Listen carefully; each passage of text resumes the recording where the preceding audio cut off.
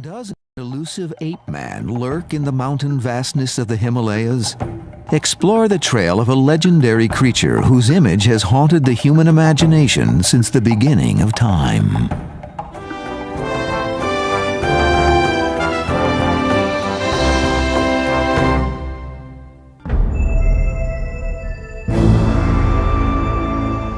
Eight feet tall, covered with hair, yet strangely human-like, the Abominable Snowman has for centuries been deeply woven into the lore and legend of the awesome Himalayas.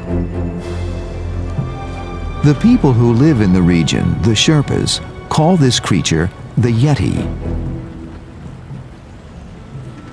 Could such a creature truly exist? Could an undiscovered mammal, some type of half-man, half-ape, still roam the remote vastness of the world's highest mountains?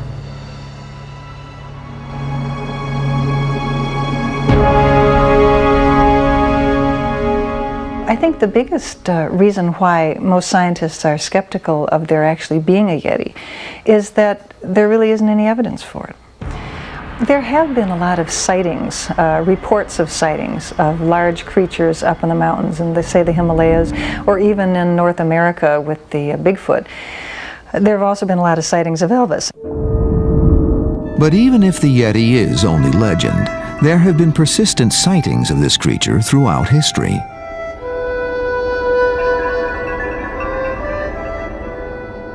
Similar stories of Yeti-like creatures are reported from around the world.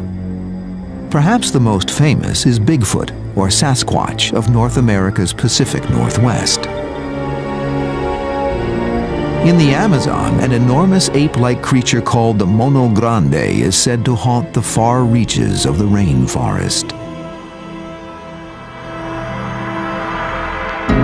In the snowy vastness of Siberia, nomadic herdsmen tell tales of the mysterious almas, which leaves behind only huge footprints.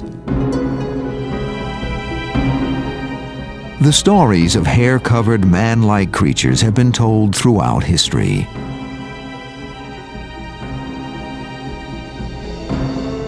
The Bible, in the book of Genesis, tells of hair-covered giants who once lived in the world.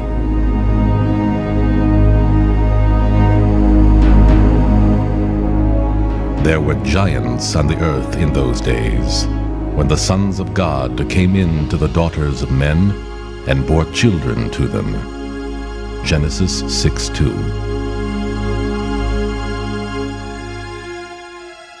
The book of Genesis later describes another hairy man, Esau, the first son of the patriarch Isaac. Behold, there were twins in Rebekah's womb, and the first came out all red, all over like a hairy garment, and they named him Esau. And after that came his brother, and they named him Jacob. And the boys grew, and Esau was a cunning hunter, a man of the wild places, and Jacob was a plain man, dwelling in tents. Genesis 25:24.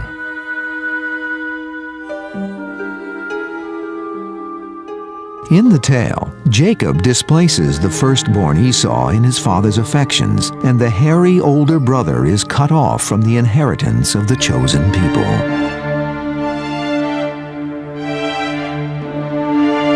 A similar tale is told in the mythology of another ancient people, the Babylonians.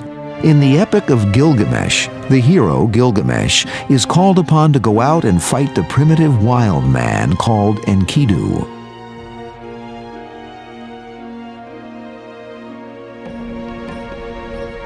Enkidu's body was rough and covered with matted hair. He was innocent of mankind. He knew nothing of cultivated land. Enkidu ate grass in the hills with the gazelles and lurked with the wild beasts at the water holes.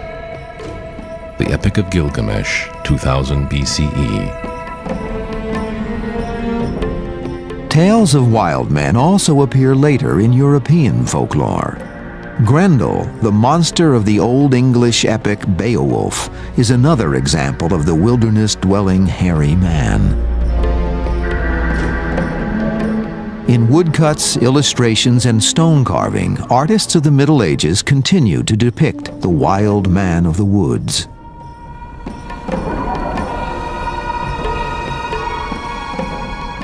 Does the prevalence of the folk tales of the wild man mean that he must truly exist? There may be a more logical explanation for the wild man's persistence. Some scholars believe that the tales may be a recollection of an actual experience from the dim past, preserved in folk tales for millennia.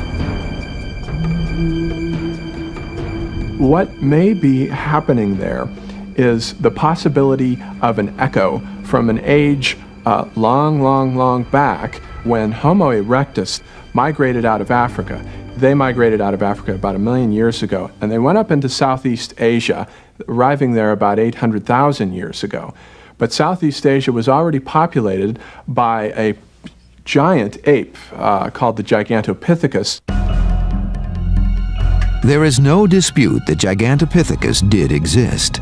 Fossil remains show that this largest of the ancient apes, standing at 10 feet tall, would have dwarfed the more advanced Homo erectus that encountered him.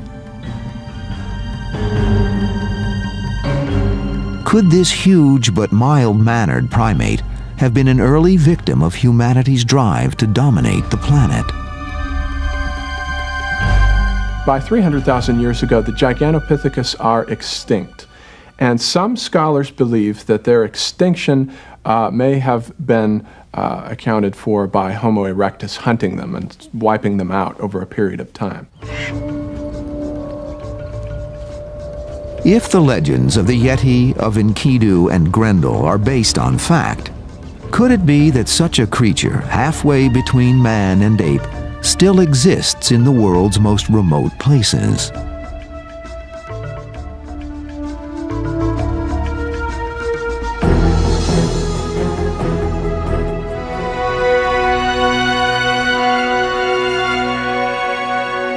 The Abominable Snowman of the Himalayas didn't gain notoriety in the Western world until the 20th century.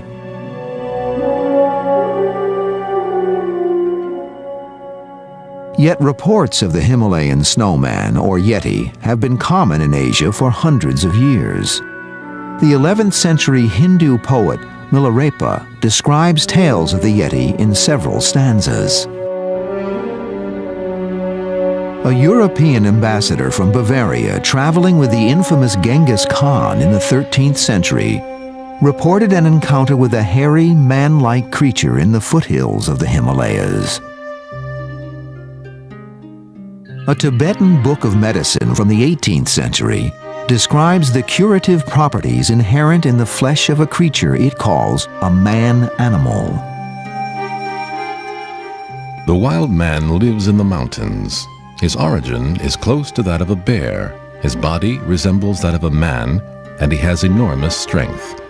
His meat may be eaten to treat mental diseases, and his gallbladder cures jaundice.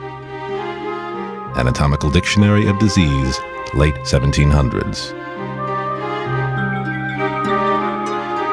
Accompanying the Tibetan and Chinese text is this illustration, perhaps the oldest surviving picture of the Himalayan snowman.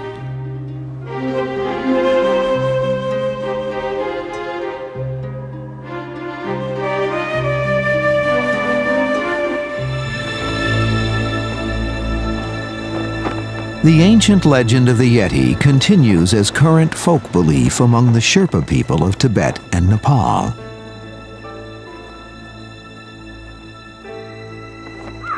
The Tanbushe Monastery in Nepal is the center of Yeti folklore in the Himalayas.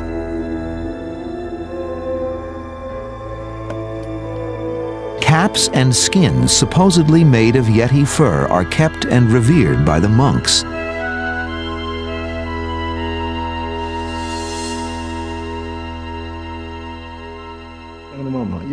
Leader of the monastery, Tanpushe Rinpoche, is a reincarnate Lama, head of the oldest sect of Tibetan Buddhism. In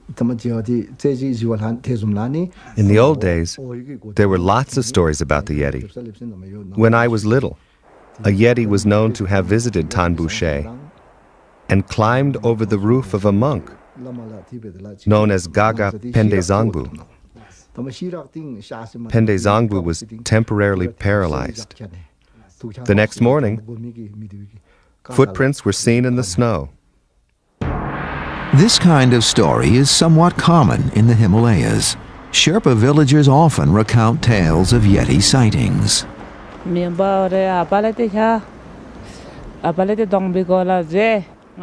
I saw a Yeti when I was 12 years old. I was gathering firewood with my father. Suddenly, I heard a commotion and asked my father to stop chopping. As we waited in silence, something passed below us. I did not see the whole body, but I saw the head. It was reddish. The shape of the head was conical. I realized that it was a Yeti. I was so scared that I could not move. These eyewitness accounts must be viewed with a skeptical eye, for what may seem real to a Sherpa villager may not seem as real to us. Native peoples tend to not have a very clear line of demarcation between the metaphysical world and the physical world. We in the West very clearly separate those.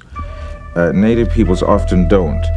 So when they talk about the Yeti, they may be talking about a biological animal in that sense, the way they interpret it, or they may be talking about part of their folklore, and they don't distinguish that. The Sherpa people themselves are quick to acknowledge the discrepancy between the Western view of reality and their own. Among our own people, Yeti is sometimes belongs to the supernatural realm, sometimes it belongs to the natural realm. So there is not a clear-cut boundary.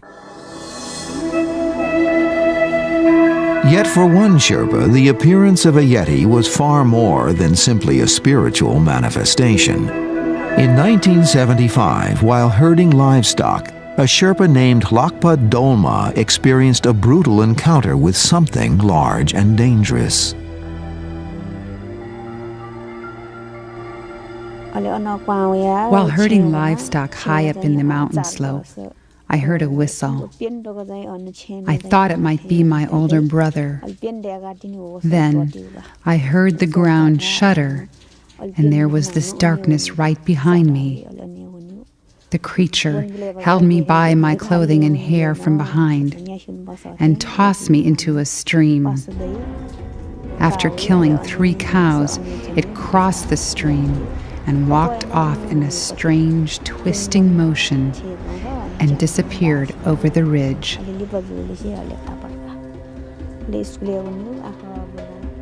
Lakpa Dolma still carries the scars of what she insists was a Yeti attack. She is certain that the creature that attacked her was neither a bear, a snow leopard, nor any other familiar Nepalese animal.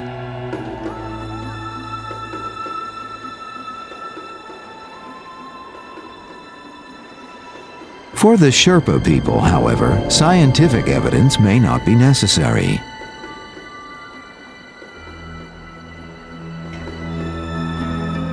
I have to be realistic. I have to look at it from the scientific point of view. So from that point of view, you really have to get the concrete evidence that it exists. As a scientist, I cannot say that Yeti exists. But as a Sherpa, when I'm in a real wilderness condition high up in the Himalayas, camping on my own with very few people, I'm still frightened that it might come. Eastern belief in the Yeti has timeless roots. But Western fascination with the subject did not begin until the 20th century, when the first Europeans and Americans began to penetrate into the remotest parts of the Himalayas.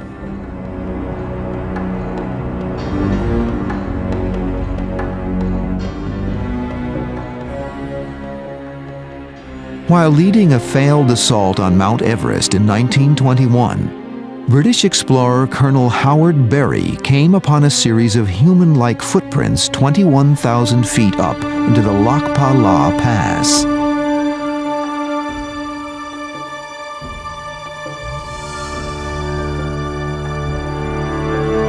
Intrigued by the bizarre discovery, he included the report in a telegram to a newspaper in India. The story caught the attention of the British press, who quickly dubbed the creature the Abominable Snowman.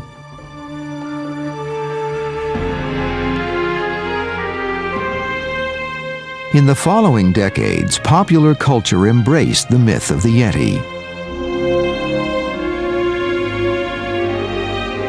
Novels, movies, and comic books featured various incarnations of the elusive snowman.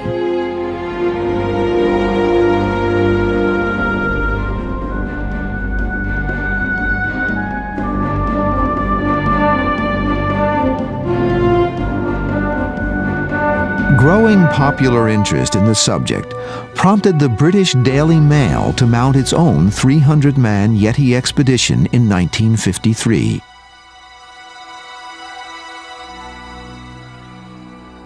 After several weeks, the expedition returned with photos of footprints, but little else.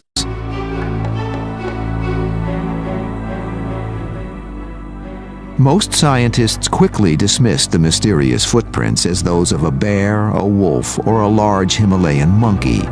Others insisted that the entire story was a hoax.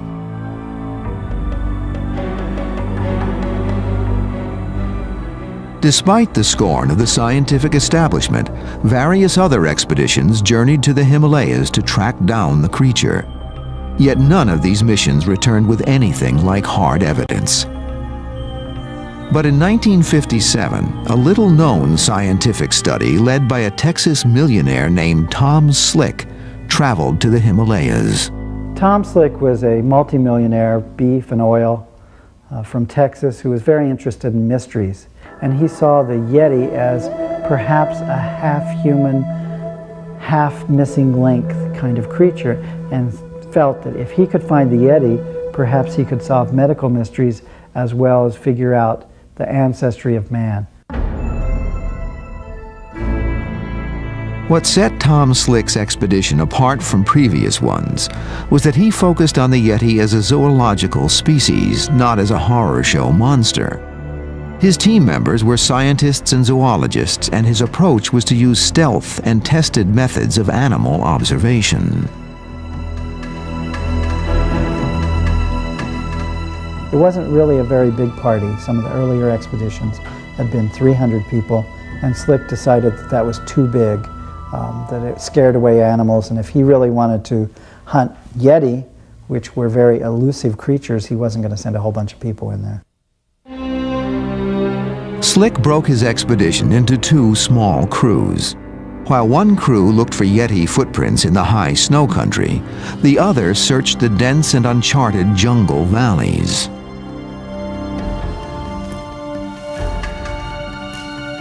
Here they found footprints, hair samples, fecal matter, and even the abandoned sleeping nest of a creature which they believed to have been a Yeti.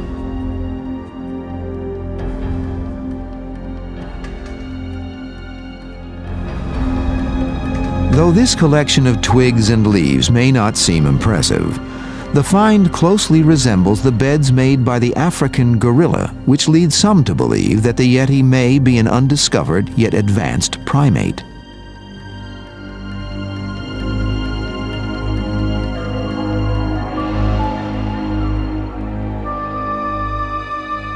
The Slick expedition also interviewed the Buddhist monks of the Panbushe Monastery high in the peaks of Nepal.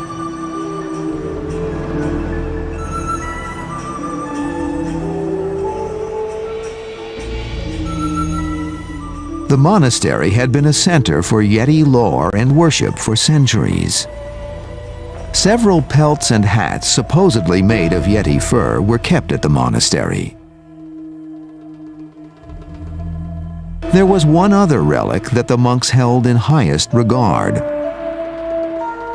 A mummified limb said to be the actual hand of a Yeti. The expedition leaders begged the monks to allow them to bring the hand to America for scientific testing. The Panbushe monks refused on religious grounds. With the request denied, the expedition members resorted to trickery. The story of the Pan-Boucher hand is very interesting. What really occurred was Peter Byrne, from a previous expedition, knew that there was a hand of the Yeti in the Pan-Boucher monastery. So he went there, he tried to get it, couldn't get it easily, so he got one of the caretakers drunk. While the man was drunk, Peter Byrne took pieces of the Pan-Boucher hand. He put them in his backpack. He walked across the border from Nepal into India. To prevent the discovery of his theft, Byrne had replaced the 2 stolen bones from the hand with 2 human bones, rewrapping the entire relic to appear as if nothing had been removed. This ruse would prove to be a time bomb for Yeti research, though initial tests on the hand seemed promising. And he gives it to W.C. Osmond Hill, a primatologist with the London University, who analyzes it and finds out that this piece of material is from an unknown primate. A really wonderful discovery that still lasts today. Ironically, this very same theft led to the public debunking of the Yeti myth. For in 1960, another expedition studied the Pan-Boucher hand and came up with opposite conclusions. Sir Edmund Hillary, conqueror of Mount Everest, and Marlin Perkins of television's Wild Kingdom led a highly publicized Himalaya Yeti expedition.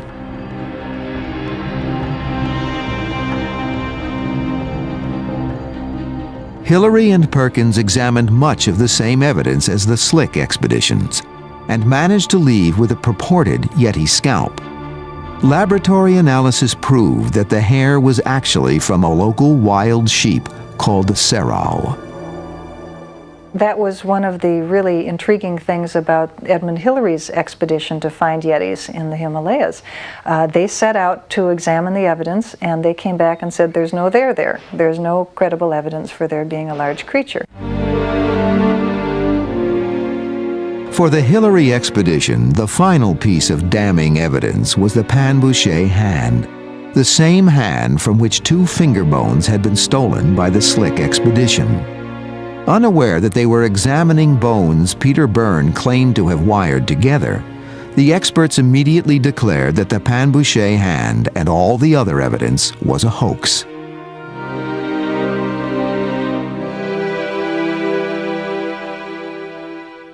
Hillary and Perkins felt the final nail had been driven into the coffin of the Yeti myth. The real truth may never be known, since the complete hand was stolen in the late 1980s. A comparison of photos from the Slick expedition and those from Hillary's expedition is inconclusive. Sir Edmund Hillary and Marlin Perkins, they went over there for the express purpose to debunk the Yeti, because both of those men did not believe in the Yeti. They went over there, they got the hand of the Yeti and looked at it, and by that time it had been wired up by Tom Slick's expedition and was a fake. They got really a skin of a bear, said that wasn't a Yeti, it was a bear skin. They got a skull cap that was made in imitation of the Yeti, wasn't a Yeti. The Yeti was now relegated to the category of superstition and myth. Serious scientific interest in the Yeti would not return for decades.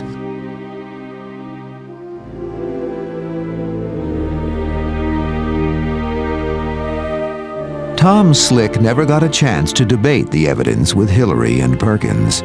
He died in a private plane crash in 1962, his pursuit of the Yeti unfulfilled.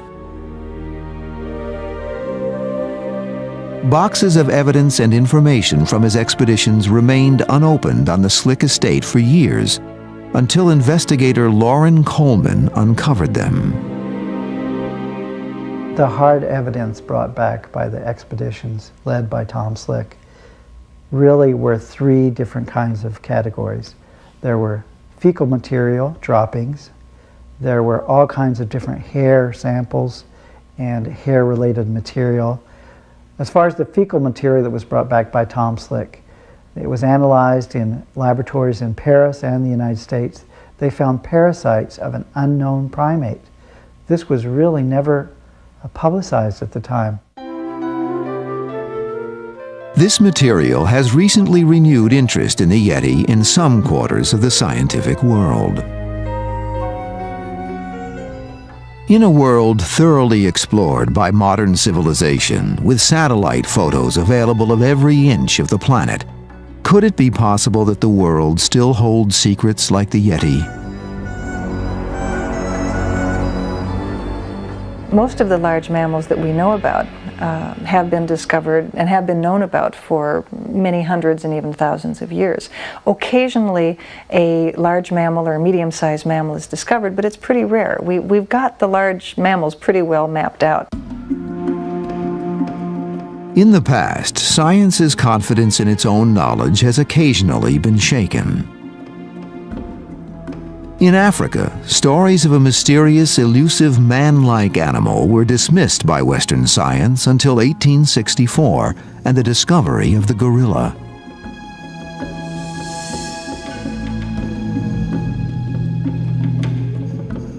As late as the early 20th century, few zoologists believed in the existence of another wondrous creature mentioned by natives. Then in 1915, living specimens of the giant panda were brought out of the bamboo jungles of central China.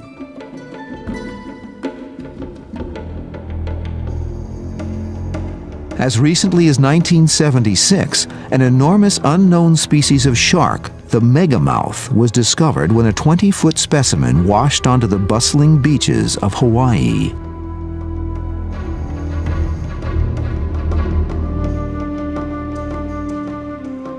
Even today, the distant corners of Asia have proven to harbor surprises. One of the most important recent zoological discoveries took place in Vietnam in 1994. In a remote corner of jungle called the Lost World, zoologists discovered the existence of two previously unknown large mammals.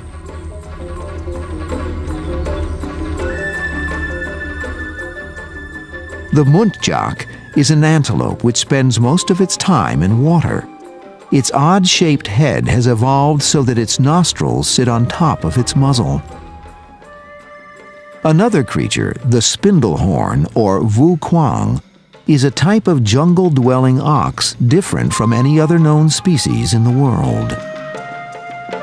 Could another discovery be waiting for scientists in the lost world?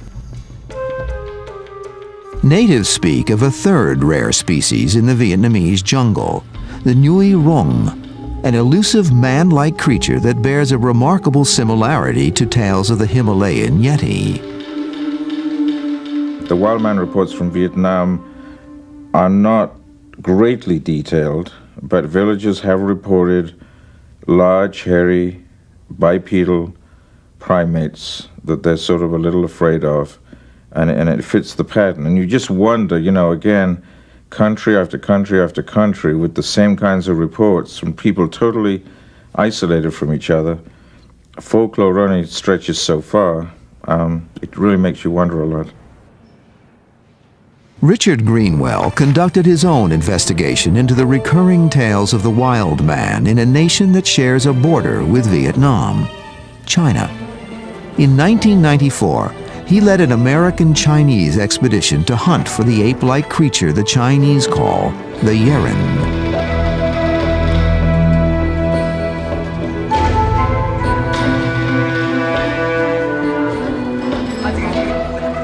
The reports from China that impressed us were those reports that came from simple people, peasants, that they didn't even live in villages, some of them, but way out on little farms, who really had nothing at all to gain by any of this. Some of them traveled some distance to come and talk to us. They seemed sincere, and they were getting nothing out of this. Forelegs, so they never get down like this. But even the testimony of sincere eyewitnesses is not conclusive. Science requires physical evidence.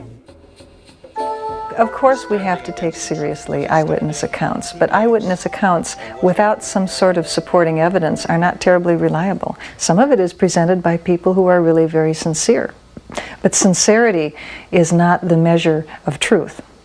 No matter how sincere you are, you can be wrong.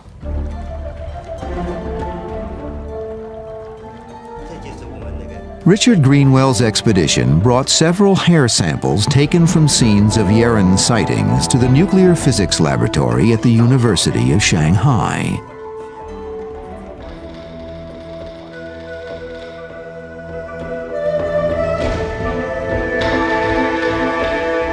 And what they were able to do is examine the amount of iron and copper in these hairs.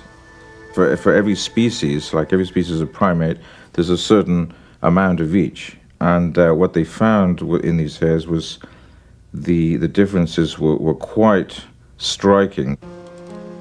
Physicists at the University of Shanghai established that the ratio of zinc to copper in these samples confirmed that the hairs had come from an as yet undiscovered species.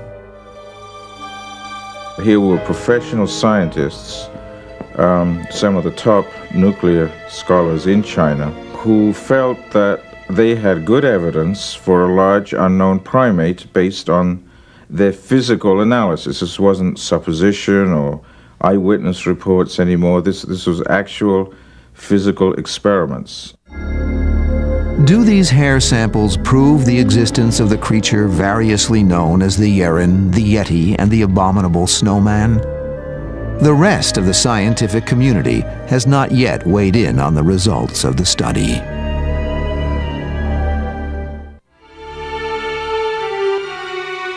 Why have stories of the Abominable Snowman and the Wild Man of the Woods been reported in folklore around the world and throughout history?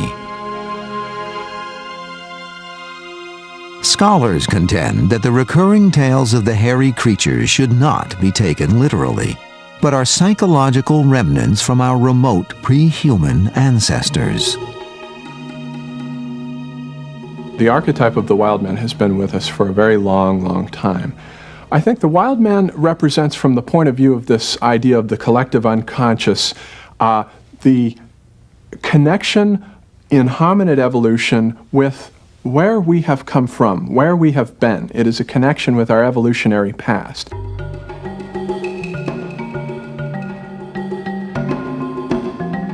Some psychologists and sociologists propose that the recurring myth of the wild man simply represents humanity's repressed animal desires, the primitive instinctual drives buried in every individual's personality.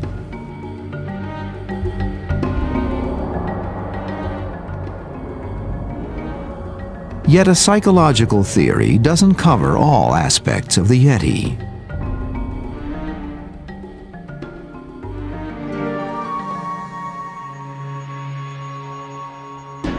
There is one more piece of evidence that some believe might solve forever the mystery of the Yeti. In 1996, video footage from the mountains of Nepal, called the Snow Walker video, claimed to have captured for the first time the actual Abominable Snowman.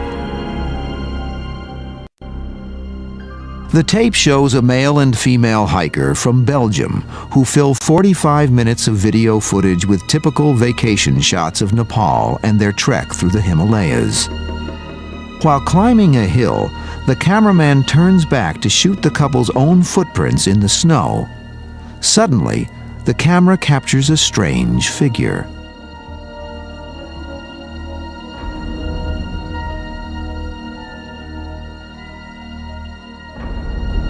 Of course, this film has no context whatsoever. You don't know who made it, you don't know where it was shot, you don't know when it was shot. So basically, this is not evidence, unless you can actually track down the source and ask these people some serious questions. The videotape seems highly suspect. The couple who taped this purported Yeti encounter have refused to reveal their identities publicly. The source of the tape, and indeed the actual location of the encounter, remain unrevealed.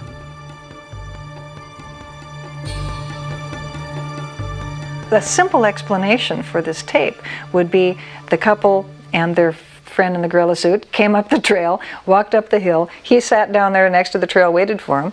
The folks got halfway up the hill, turned around, turned on the camera and said, "Okay, Fred, time to walk." And the guy in the gorilla suit gets up and he starts walking away and floundering through the snow.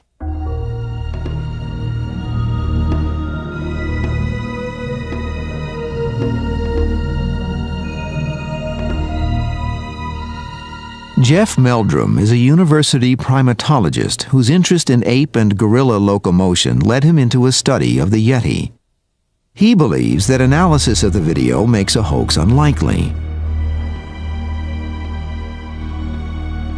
My first reaction was, in watching the Snowwalker footage, was akin to one of the first times I had seen a gorilla up close in a zoo. Its movement and some of the postures that it adopted were strikingly ape-like in character. At the same time, however, I was intrigued because then it sort of made a transition from that ape-like posture into a fully upright posture. Though relative size of the creature is hard to determine, comparison of the tracks on the video seem to show that the creature's footprints are significantly larger than the human's footprints. I am quite confident in my estimate of scale, which was derived from the witness's snowshoe trackway. Using that trackway as a scale, the subject had to be in excess of 9 feet tall. When you are confident of a size in excess of 9 feet, you have to ask, where did they find an actor to fill that costume?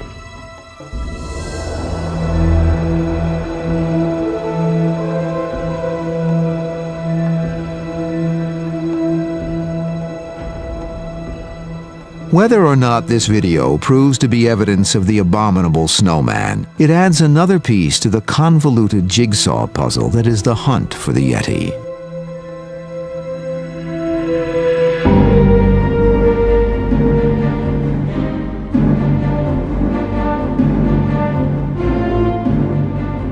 From ancient Tibetan manuscripts to folklore of the Sherpa people, from eyewitnesses in remote villages to high-tech labs in both East and West, the search for evidence of the Yeti continues. Is there an elusive man-beast that survives beyond the borders of human civilization? And if so, why does proof seem to remain beyond humanity's reach? The problem many of us have is that the evidence is very strong in some cases, but on the other hand, it also seems very unlikely that such an animal could remain unknown to zoology in this time and this place. And so we have that problem of they both seem improbable. And yet one of them has to be true. Can we truly believe in such a curious myth? Most scientists say the search for the Yeti is not a question of belief, but a quest for knowledge. Oh, I hope there's a Yeti. I don't know a scientist in the country who wouldn't be excited by the idea of a strange primate that's unknown, of ancient races of mankind, perhaps in mysterious places. The problem is, I and most of the other scientists I know would really rather know than believe. And when you look at all of the evidence, it's pretty unconvincing, unfortunately. People often ask me if I believe in the Yeti, and first I'd have to say that we're really not dealing with beliefs. We're dealing with evidence and weighing that evidence, and is it compelling or not? Is it worth pursuing or not? And that's really what we should be looking at. In terms of what I personally think, I think that the evidence is strong enough to pursue it. And I think that's a perfectly acceptable scientific approach. Whether science will ever find conclusive proof of the existence of the Yeti, only time will reveal.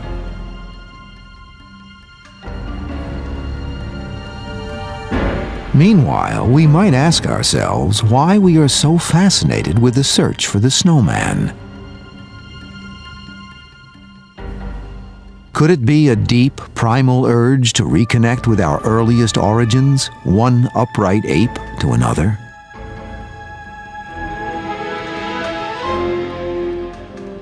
Through the Earth's most forbidding landscapes, the quest continues. Another invincible human journey in search of history.